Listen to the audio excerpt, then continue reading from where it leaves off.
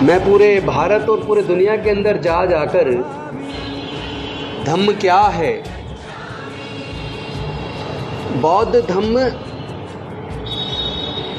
धम्म है, और धम्म में और अधम्म में क्या अंतर है, या धम्म में और धर्म में क्या अंतर है, ये दोनों अंतर को संपूर्ण मानवता के कल्याण के लिए समझाने का प्रयास करूंगा। लेकिन उससे पहले जो आदरणीय भंते जी ने तिसरण और पंचशील हम लोगों को दिया, उन्होंने पाली भाषा में दिया। मैं उसका हिंदी रूपांतरण करके आपको समझाने की कोशिश करूंगा। जैसे उन्होंने कहा बुद्धं शरणं गच्छामि, इसका मतलब क्या है?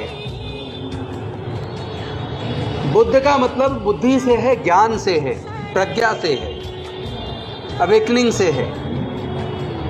यानी कि मैं ज्ञान की शरण में जाता हूं, मैं बुद्धि की शरण में जाता हूं।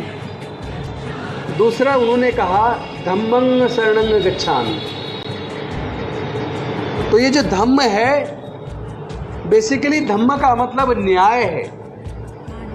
धम्म का मतलब ऐसे नियम जिनको हम आचरण में लेकर आए, जिससे कोई भी ताकतवर व्यक्ति किसी कमजोर को ना सताए, वो नियमों का पालन करे। तो हम कहते हैं कि मैं धम्म की शरण में जाता हूं। यानी मैं सामाजिक नियम जिससे लोग एक दूसरे की इज्जत करना सीखे, एक दूसरे की मान सम्मान की कद्र करना सीखे, किसी कमजोर को ना सताएं, तो ऐसे धम्म के आचरण को ग्रहण करने की, ऐसे धम्म में जाने की मैं प्रतिज्ञा लेता हूं।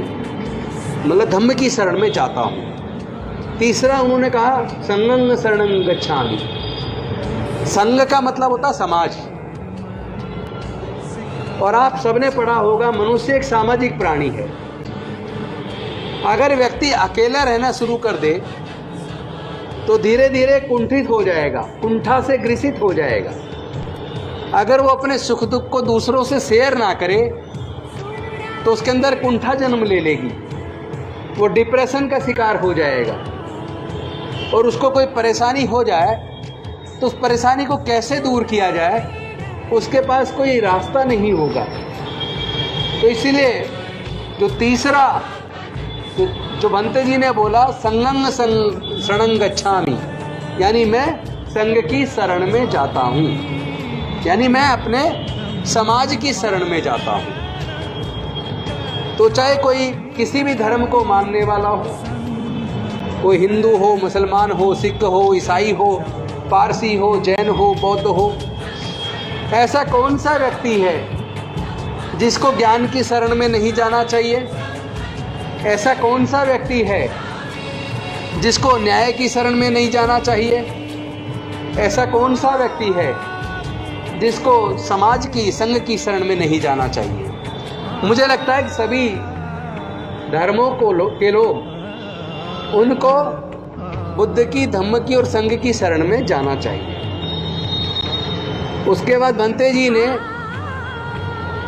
हमें पंचशील दिया। पंचशील में जो पहला शील है, पाणातिपाता वेरमणि सिक्खापदं समादियामि, यानी कि मैं प्राणी मात्र की हिंसा से अपने आप को दूर रहने का संकल्प करता हूं।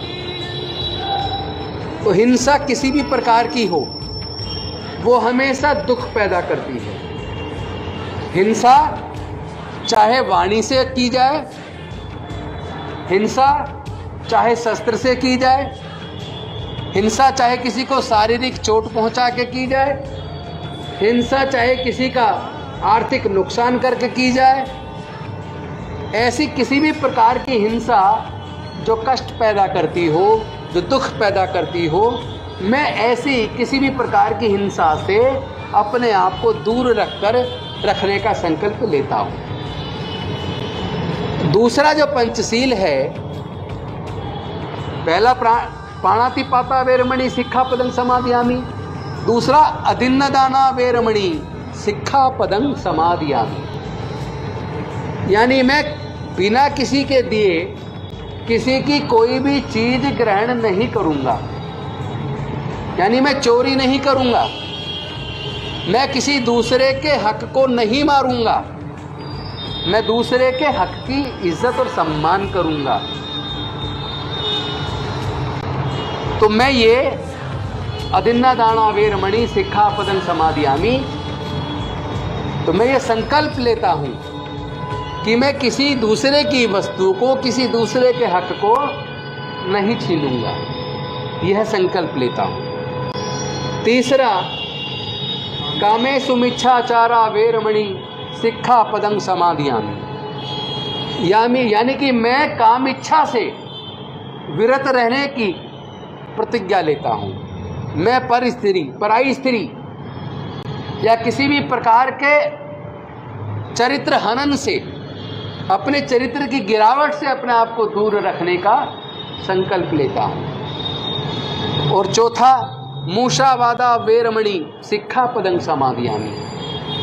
यानी मैं झूठ बोलने से दूर रहने का संकल्प लेता हूं। झूठ भी कई प्रकार का होता है, किसी की चुगली करना, झूठ बोल के किसी को नुकसान पहुंचाना, लेकिन कभी कभी ऐसा भी झूठ बोलना पड़ता है जो दूसरे लोगों का कल्याण करता है, जो दूसरे लोगों को दुख से बचाने के लिए बोला जाता है। वो झूठ इसमें शामिल नहीं है। जैसे मैं एग्जाम्पल देके बताना चाहूँगा, अगर सपोज करो अचानक आपको पता चले कि मेरे पड़ोसी के लड़के का एक्सीडेंट हो गया और एक्सीडेंट में उसकी डेथ हो गई, अगर आप सीधे जाकर उसके बच्चे के माँ बाप से सीधा एकदम कहेंगे कि तुम्हारे जवान बच्चे का एक्सीडेंट से डेथ हो गया, हो सकता है एकदम सदमे में जाकर हार्ट अटैक से उनकी भी डेथ हो जाए। लेकिन अगर आप उसी बात को इस तरीके से कहें कि अभी अभी सूचना आई है, आपके लड़के के चोट लग गई है, वो वहाँ हॉस्पिटल में एडमिट है, उसका इलाज चल रहा है, वहाँ चलना है, तो आपने उसको ये सच नहीं बताया कि उसके एक्सीडेंट में डेथ हो गई। आपने बताया कि उसको एक्सीडेंट से चोट आ गई है, वो हॉस्पिटल में इलाज चल रहा है, हमें हॉस्पिटल चलना है। तो क्या होगा, इस बीच उसको चोट लगेगी, सदमा लगेगा, लेकिन हल्का लगेगा, और जब तक वो हॉस्पिटल जाएगा तब तक वो मन से थोड़ा तैयार हो जाएगा कि पता नहीं कितनी चोट हो, गंभीर कोई बात तो नहीं है। लेकिन इतनी दूरी तय करने में वो मानसिक रूप से इतना तैयार हो जाएगा कि वहाँ जाने के बाद अगर उसको पता चलता है कि बच्चे की डेथ हो गई, तो संभवतया उसके शरीर को मानसिक रूप से कष्ट तो होगा, लेकिन जो एकदम ऑल ऑफ सडन जो नुकसान हो सकता है, उस नुकसान को बचाने के लिए आपने झूठ बोला, तो वो झूठ की श्रेणी में नहीं आता। तो इस तरह के झूठ को छोड़कर बाकी किसी प्रकार की चुगली चपाटी, झूठ बोलना, कष्ट पहुंचाना, उससे मैं अपने आप को विरत रहने की, दूर रखने का संकल्प लेता हूँ। और पांचवा, सुरा मेर मज्ज पमाद ठाणा वेरमणि सिक्खापदं समादयामि। यानी मैं किसी भी प्रकार की कच्ची पक्की शराब, किसी भी प्रकार के नशे से अपने आप को दूर रखने का संकल्प लेता हूँ। अब आप खुद सोचिए कि नशा व्यक्ति जब करता है तो जिस वक्त वो शुरुआत करता है उस वक्त उसे ये नहीं पता होता है कि इस नशे का अगर तुम आदी हो जाओगे तो तुम फिर कितनी बड़ी समस्या अपने लिए पैदा कर लोगे, अपने परिवार के लिए पैदा कर लोगे, अपने संबंधियों के लिए पैदा कर लोगे। और जब नशे की वो आदी हो जाता है तो उसको कई प्रकार का लॉस होता है। पहला शारीरिक लॉस, दूसरा मानसिक लॉस, तीसरा पारिवारिक लॉस, चौथा सामाजिक लॉस और पांचवा आर्थिक लॉस। और ये जो 5 प्रकार का आर्थिक लॉस होता है, ये अंत में पूरे राष्ट्र का लॉस होता है, ये पूरी मानवता का लॉस होता है।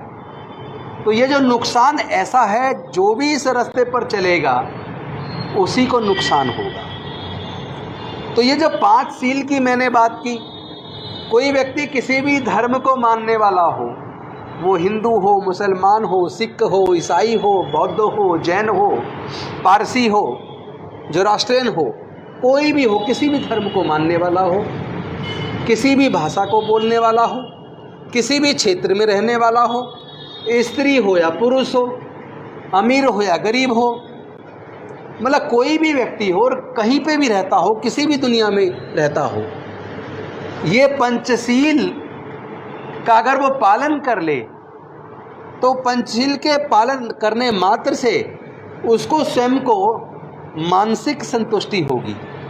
तो एक तो उसको मानसिक लाभ हुआ, दूसरा अगर वो नशा नहीं करेगा पैसे बचेंगे, अगर व्यभिचार नहीं करेगा चरित्र बनेगा, चरित्र निर्माण होगा, चोरी नहीं करेगा चरित्र निर्माण होगा, हिंसा नहीं करेगा तो मन में दुख पैदा नहीं होगा, किसी दूसरे के लिए भी कष्ट पैदा नहीं होगा। तो देखा जाए तो 5 सीलों का पालन मैं समझता हूँ पूरे दुनिया को करना चाहिए, सभी धर्म और जाति के लोगों को करना चाहिए। तो ऐसा कार्य जिसमें सबका कल्याण है, जिसमें सबका मंगल है, जिसमें दुखों से दूर रहने का रास्ता है, जो सबके लिए सुखमयी मार्ग है, जो सबकी बेहतरी तैयार करता है, मुझे लगता है उस मार्ग पे सभी को चलना चाहिए। तो पंचशील एक ऐसा मार्ग है जो भी उसको ग्रहण कर ले। तिसरण एक ऐसा मार्ग है जो भी ज्ञान की प्राप्ति कर ले, ज्ञान की शरण में चला जाए, जो भी न्याय के शरण में चला जाए, जो भी संघ की समाज की शरण में चला जाए और उसके बाद 5 सीलों का पालन कर ले, उन्हें अपने आचरण में उतार ले, तो मैं समझता हूँ उसको स्वयं को भी लाभ होगा, उसके परिवार को भी लाभ होगा, उसके मोहल्ले पड़ोस को भी लाभ होगा, उसके पूरे समाज को लाभ होगा, पूरे देश को लाभ होगा, पूरी दुनिया को लाभ होगा। तो दुख का कारण क्या है? तथागत बुद्ध को जो धम्म ज्ञान हुआ वो ज्ञान था क्या? वो जो 4 आर्य सत्य उन्होंने सबसे पहले जब बौद्ध गया के अंदर उनको बोधि प्राप्त हुई, ज्ञान प्राप्त हुआ, तो उन्होंने सबसे पहले ये जो ज्ञान दिया सारनाथ में जाके पंचवर्गीय भिक्षुओं को दिया, जो भिक्षु कभी उनके साथ में हुआ करते थे। और वो उन्होंने बहुत बड़ा एक तरीके से ये कहिए कि ज्ञान प्राप्ति के लिए तमाम तरह के कष्ट सहे, मतलब वो इतनी डीप मेडिटेशन किया जो आम आदमी नहीं कर सकता। तो वो जो पंचवर्गीय भिक्षु ये सोचकर कि इतना कठोर तपस्या करने के बाद भी ज्ञान नहीं मिल रहा और वो बुद्ध को छोड़कर चले गए थे, लेकिन बुद्ध ने अपनी कठोर तपस्या को उस सीमा तक लेकर गए कि धीरे धीरे उन्होंने खाने को भी कम कर दिया और करते करते कम करते करते एक दिन वो एक दाना चावल पर आ गए। अपने शरीर को इतना कष्ट देने के बाद जब उन्होंने देखा कि उन्हें कोई बाह्य शक्ति नज़र नहीं आई, कोई आत्मा परमात्मा नज़र नहीं आया, और जब एक ऐसा दिन था जिस दिन सुजाता थाली में खीर लेकर मंदिर जा रही थी और मंदिर से वापस लौटते वक्त उसने सोचा कि ये भी कोई महापुरुष है जो इतनी कठोर तपस्या कर रहा है। उसने उस मीठी खीर को तथागत बुद्ध के मुख पे लगाया, उनकी जीभ से जैसे ही वो मीठा स्वाद टच हुआ तो जो बुद्ध का शरीर जर्जर हो चला था, वो एक बुद्धि जड़ हो गई थी, शून्य हो गई थी। उस मीठे स्वाद से तुरंत बुद्धि क्रियाशील हुई और उसके बाद उनको धम्म ज्ञान हुआ, उन्हें बोधि प्राप्त हुई। तो उन्होंने सोचा कि ये मैं जो ज्ञान मुझे मिल गया, और वो इतने प्रफुल्लित हो उठे, उन्होंने सोचा इस ज्ञान का मैं क्या करूं, किसको बताऊं। तो वो सारनाथ गए और वहाँ जो पहले वो जो 5 भिक्षु जो 5 उनके साथ जो रहे ज्ञान प्राप्ति का प्रयास में, वो उनके पास उन सन्यासियों के पास गए और उन 5 सन्यासियों को सारनाथ में उन्होंने धम्म ज्ञान दिया। प्रथम उपदेश दिया, धम्मोपदेश दिया, जिस दिन को हम धम्मचक्र प्रवर्तन दिवस के रूप में मनाते हैं। तो वो 4 आर्य सत्य क्या थे? पहला आर्य सत्य था संसार में दुख है। दूसरा था दुख का कारण है। तीसरा था कारण का निवारण है। और चौथा था निवारण के लिए उपाय है।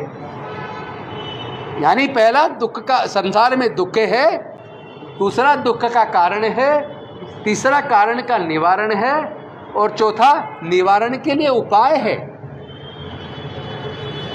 तो ये 4 आर्य सत्य जब दिए तो फिर दूसरा सवाल था कि उपाय क्या है। लेकिन उपाय करने से पहले पहली चीज थी कि कारण कौन सा है। जब तक आप कारण नहीं जानेंगे कि दुख का कारण क्या है, तब तक उसका निवारण कैसे करेंगे। इसको आप उदाहरण के तौर पर देख सकते हैं। जब कोई व्यक्ति बीमार हो जाता है, वो बीमार होने के बाद वो डॉक्टर के पास जाता है, डॉक्टर से अपने बीमारी को बताता है, उसको क्या परेशानी हो रही है, वो परेशानी डॉक्टर को बताता है। डॉक्टर उसकी परेशानी सुनकर संभावनाएं देखता है कि क्या बीमारी हो सकती है, और संभावित बीमारी के हिसाब से उनको दवाई दे देता है। डॉक्टर कहता 3 दिन इस दवाई को खाओ, इस दवाई को खाओगे तो आपकी बीमारी ठीक हो जाएगी। उसके बाद पीड़ित व्यक्ति घर जाता है और उस दवाई को 3 दिन खाता है, तो पहला या तो उसकी बीमारी ठीक हो जाती है, दूसरा अगर बीमारी ठीक नहीं हुई तो वो डॉक्टर के पास वापस जाता है। जब वो डॉक्टर के पास वापस जाता है और डॉक्टर से कहता है, डॉक्टर साहब आपने मुझे जो दवाई दी थी, आपने कहा था 3 दिन में बिल्कुल ठीक हो जाओगे, मैंने 3 दिन दवाई खा ली लेकिन मुझे बिल्कुल भी आराम नहीं है, मेरी पीड़ा बढ़ रही है। तो डॉक्टर सोचता है इसका मतलब जो मैंने अंदाज़ा लगाया था बीमारी का, इनको वो बीमारी नहीं है। फिर वो बीमारी के असल कारण जानने के लिए उस मरीज के कई प्रकार के टेस्ट कराते हैं। टेस्ट की जब रिपोर्ट आती है, डॉक्टर रिपोर्ट देखता है। रिपोर्ट देखने के बाद डॉक्टर को बीमारी का असल कारण पता लग जाता है, और जब असल कारण पता लग जाता है तब डॉक्टर उसका फिर इलाज करता है, और इलाज करने के बाद मरीज ठीक हो जाता है। उसी प्रकार बुद्ध ने संसार में दुख है तो दुख का कारण क्या है, उस कारण को जब समझना शुरू किया तो उसका कारण बुद्ध को पता लगा। संसार में दुख का कारण राग, द्वेष, लोभ, मोह, अहंकार, ये सारे दुख के कारण हैं। किसी के प्रति अत्यधिक आसक्ति होना, किसी चीज को पाने की लालसा, अत्यधिक लाभ प्राप्त करने की लालसा, किसी को खो देने का गम, किसी से इतना आपकी लगन लग गई, राग पैदा हो गया, कोई चीज छिन गई तो विरह पैदा हो गया, वियोग पैदा हो गया, वियोग से कष्ट पैदा हो गया। यानी कि राग, द्वेष, लोभ, मोह, अहंकार, ये दुख के कारण हैं। दुख का कारण इच्छा है। जितनी इच्छाएं कम होंगी उतना दुख कम होगा, जितनी इच्छाएं ज़्यादा होंगी उतना दुख ज़्यादा होगा। आपको अगर लोभ है और वो चीज़ ना मिले तो दुख पैदा होगा, है ना। अगर किसी से आपको मोह है, वो चीज़ आपको ना मिले तो आपको मोह पैदा, आपको दुख पैदा हो गया। अगर किसी से आपकी आसक्ति है और वो आपसे दूर हो जाए तो आपको दुख पैदा हो गया, है ना। आपको किसी से नफरत है, नफरत का जो परिणाम है वो दुख है। आप जब किसी से नफरत करते हैं, जिस क्षण आप किसी से नफरत करते हैं उसी क्षण दुख पैदा हो जाता है। तो हमें दुख दूर करना है तो क्या करना पड़ेगा? हमें अपनी इच्छाओं को कंट्रोल करना पड़ेगा, हमें नफरत से दूरी बनानी पड़ेगी।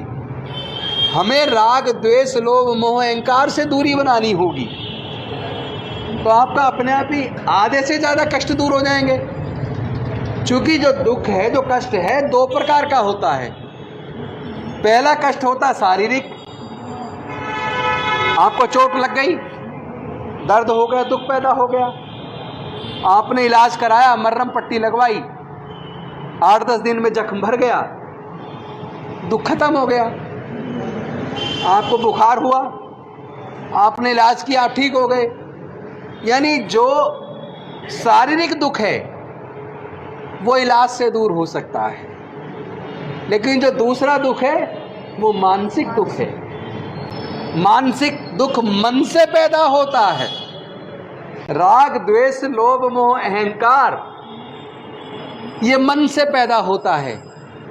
तो जो दुख मन से पैदा होता है उस दुख को मन से ही दूर किया जा सकता है। जो लोग डिप्रेशन का शिकार हो जाते हैं वो दिमाग से पैदा हुई बीमारी है। मन शांत हो गया, आप डिप्रेशन से बाहर निकल आए। मन शांत हो गया, आप दुख से दूर हो गए। तो आपको ये देखना होगा, एक दुख को डॉक्टर दूर करता है, लेकिन जो मानसिक दुख है वो बुद्ध के धम्म से दूर होता है।